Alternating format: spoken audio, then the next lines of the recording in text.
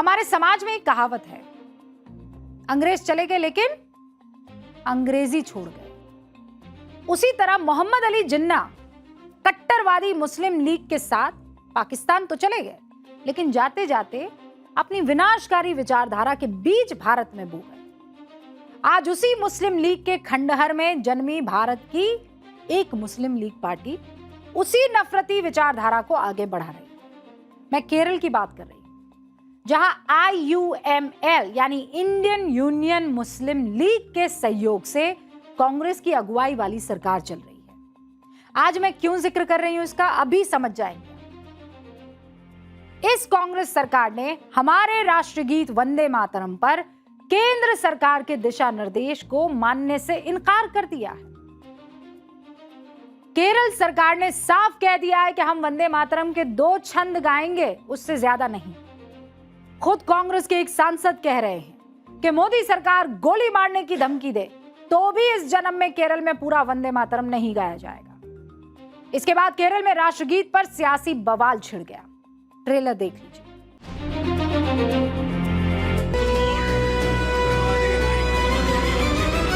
But we will not follow that. If the Kerala government wants to have this full Vande Mataram sung, we will oppose it. Rajmohan Ittan exemplifies what the Congress party's thinking is. आज से 88 साल 9 महीने और 26 दिन पहले यानी 15 अक्टूबर 1937 को जो बात जिन्ना ने कही थी, वही बात आज केरल की मुस्लिम लीग कांग्रेस सरकार कह रही है।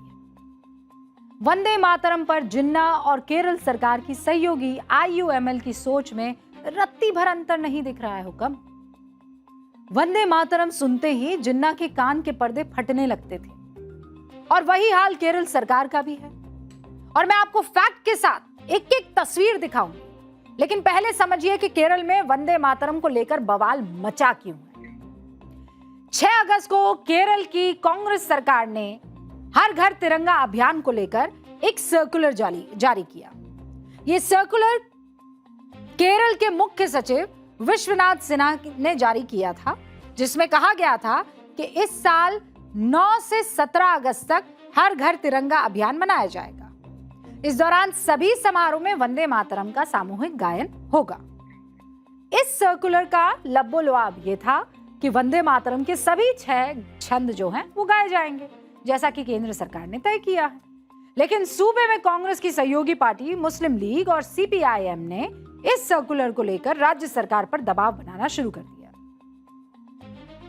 मुस्लिम लीग के बगावती सुर देखकर कांग्रेस बैकफुट पर आ गई।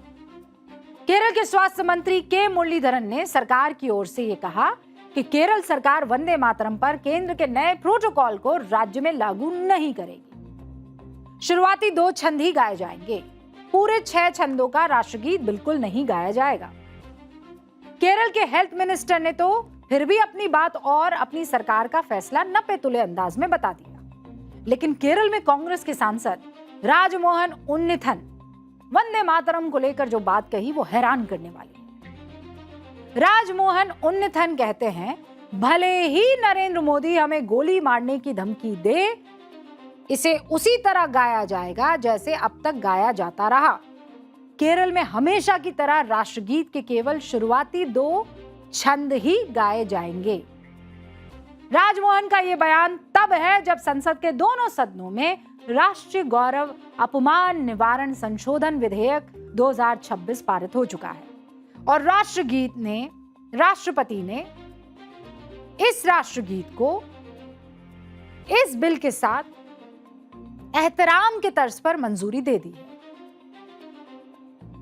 आप देखिए कि 6 अगस्त को राष्ट्रपति से मंजूरी मिलने के बाद यह बिल अब कानून बन गया है, जिसके बाद यह साफ हो गया है कि राष्ट्रगीत वंदे मातरम को राष्ट्रगान जन गण मन के बराबर ही कानूनी और संवैधानिक संरक्षण मिल चुका है और अब कोई राष्ट्रगीत का अपमान नहीं कर सकता है। लेकिन कांग्रेस सांसद राजमोहन उन्निथन कह रहे हैं, चाहे गोली मार दो, केरल में पूरा वंदे मातरम नहीं गाया जाएगा। अरे वंदे मातरम गाना है, आतंकियों को कोई माला नहीं पहनानी है कहीं। कोई नरसंहार नहीं करना है। वंदे मातरम आप क्या कर रहे हैं? मोदी सरकार या बीजेपी के मुखालिफत करते करते आप अपने ही राष्ट्र गीत का अपमान कैसे कर सकते हैं? और वैसे भी ये शख्स राजमोहन उन्नेथन हमास प्रेमी नेता है, वही हमास जिसने इजराइल में घुसकर कत्लेआम मचाया था, ऑपरेशन अल अक्सा फ्लड चलाया था, 1200 बेगुनाह इजरायली नागरिकों की हत्या की थी। ऐसे आतंकवादी संगठन की तारीफ में कांग्रेस के सांसद कसीदे पढ़ चुके हैं। इसमें इनको कोई दिक्कत नहीं, बस वंदे मातरम मत गवाओ मुझसे। नवंबर 2023 में जब इजराइल गजा पर बम बरसा रहा था, तब उनके संसदीय क्षेत्र कासरगोड में एक मुस्लिम संगठन ने फिलिस्तीन एकजुटता रैली निकाली। कोई परहेज नहीं है, हाँ निकालो एकजुटता रैली। इस रैली में राजमोहन उन्नेथन ने जो बयान दिया उसे सुनकर आपको यकीन नहीं होगा। इसी कांग्रेस सांसद ने कहा था कि हमास ने लोगों की जान बचाने के लिए हथियार उठाए हैं। हमास के लड़ाके आतंकवादी नहीं है। अगर कोई हमास को आतंकवादी कहता है तो उस पर कड़ी प्रतिक्रिया देने का समय आ गया है। इजराइल के प्रधानमंत्री बेंजामिन नेतन्याहू को बिना मुकदमा चलाए गोली मार देनी चाहिए। यह हमारे लोकतंत्र का दुर्भाग्य है कि इस तरह की सोच रखने वाले लोग जनता की रहनुमाई करते हैं। वंदे मातरम से इनका कंठ सूख जाता है, लेकिन हमास के आतंकियों की तारीफ इनसे करवा दीजिए, थकेंगे नहीं। और यही लोग हैं जो देश के लिए कानून बनाते हैं, लेकिन खुद कानून को रौंद कर चलने का शौक भी रखते हैं। आपने सोचा है कभी, जब आप संसद में अपने नेता को चुनकर भेजते हैं, तब वो शपथ लेते हुए क्या कहते हैं? चलिए राजमोहन उन्नेथन की शपथ का उदाहरण मैं आपको दे देती हूं। राजमोहन उन्नेथन मलयालम में जो शपथ ले रहे हैं, उसका हिंदी तर्जुमा क्या जानते हैं आप? मैं लोकसभा का सदस्य निर्वाचित होकर ईश्वर की शपथ लेता हूं कि मैं विधि द्वारा स्थापित भारत के संविधान के प्रति सच्ची श्रद्धा और निष्ठा रखूंगा। मैं भारत की प्रभुता और अखंडता बनाए रखूंगा। अब आप ही बताइए, राजमोहन संविधान के प्रति निष्ठा रखने की शपथ ले रहे हैं और संविधान की ही प्रक्रिया को नकार रहे हैं। संविधान ने ही तो तय किया है ना कि संसद के दोनों सदनों में कोई बिल पारित अगर होता है तो वो कानून बन जाएगा। तो क्या वो संविधान की नहीं सुनेंगे? अपने नेता राहुल गांधी की तो सुन लेते, जो हाथ में संविधान लेकर घूम रहे हैं। अभी भी देर नहीं हुई है, कम से कम राहुल गांधी ही आगे बढ़कर अपने सांसदों को कह दे, मिस्टर बिहेव। राजमोहन उन्नेथन जी, संविधान की मर्यादा रख लीजिए, यही कह दे राहुल जी।